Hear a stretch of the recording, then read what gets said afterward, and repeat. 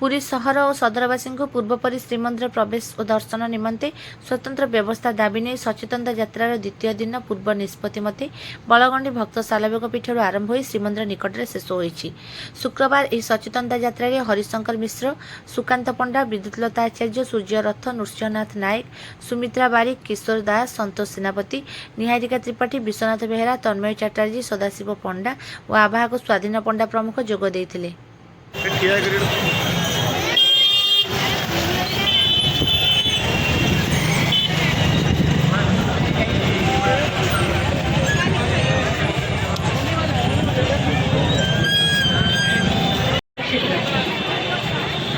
जय जगन्नाथ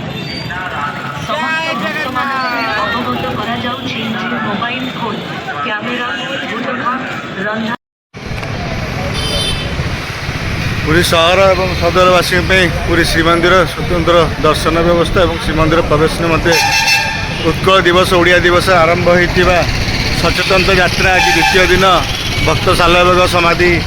पीठ बलगंडी ठार आरंभ हो जगन्नाथ मंदिर पाखे सर आज नुहे 1 तारिख आरंभ जो पर्यटन राज्य सरकार और जिला प्रशासन आम नार्य अधिकार आम नार्यर